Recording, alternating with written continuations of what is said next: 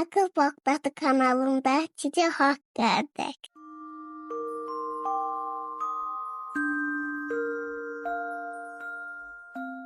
Bismillahirrahmanirrahim. Salam mənim şəkər və gözəl balalarım. Bilirəm ki, nağıllarımızı dinləyirsiniz. Elə ona görə də bu gecə Mehriban Ağaclar adlı nağılı sizlərə danışacağam. Əziz balalar, qış yaxınlaşırdı.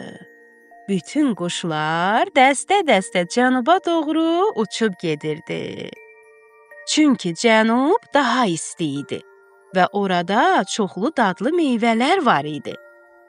Quşların köç etməsini kənardan izləyən balaca quş dərin köks ötürdü.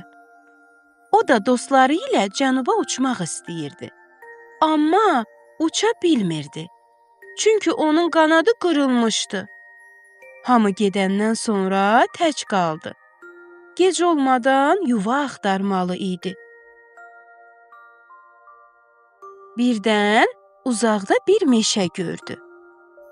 Orada külək daha az olar, deyə düşündü. Lakin ora necə gedəcəkdi? Axı qanadı qırılmışdı. Aradan bir neçə saat keçdi. Balaca quş çox çətinliklə gəlib meşəyə çatdı. O, kömək istəmək üçün ağaclara yaxınlaşdı. İlk öncə qoca palıd ağacının yanına gəldi. Cik-cik, ey palıd ağacı, mənim qanadım sınıb. Qış boyu sənin budaqlarında qala bilərəm. Palıd ağacı sərt cavab verdi. Xeyr, birdən sən mənim qozalarımı yeyib qurtararsan, sənə kömək edə bilmərəm. Balaca quş kədərləndi və oradan uzaqlaşdı. O yoluna davam edib söyüd ağacına yaxınlaşdı. Cik-cik, ey söyüd ağacı, mən çox üşüyürəm və tək qalmışam. Budaqlarında qalmaq üçün icazə verərsən? Söyüd qürurla cavab verdi. Xeyr, mən yad quşlara kömək etmirəm. Balaca quş daha da kədərləndi və başqa ağac axtarmağa başladı. Quşcuğaz birdən arxadan incə bir səs eşitdi.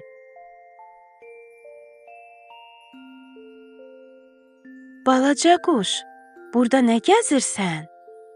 Niyə sən də başqa quşlar kimi köç etməmisən? Bu şam ağacının səsi idi. Balaca quş gözləri parlayaraq dedi. Mənim qanadım sınıb, ona görə gedə bilmədim. Cik-cik, mən çox üşüyürəm. Şam ağacı mehribanlıqla cavab verdi. Gəl, mənim budaqlarımın arasında yaşa. Burada sənin üçün isti və rahat olacaq. Balaca quş çox sevindi və şam ağacının budağına qondu. Bayaqdan onlara baxan sərv ağacı mehribanlıqla dedi. Mənim xırda budaqlarımdan qoparıb özünə yuva qura bilərsən. Keçibuynuzu ağacı isə əlavə etdi. Mənim də dadlı meyvələrim var.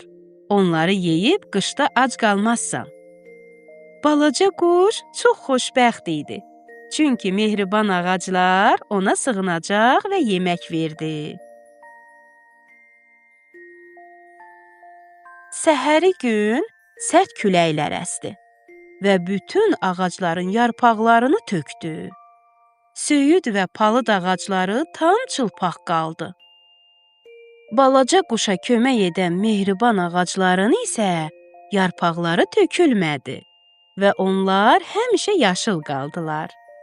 Bəli, əziz balalar, mehribanlıq heç vaxt unudulmur. Başqalarına kömək edənlər həmişə mükafatlarını alır. Pis ürəkli insanlar isə sonunda peşman olurlar. Bəs siz necə? Siz dostlarınıza necə kömək edirsiniz?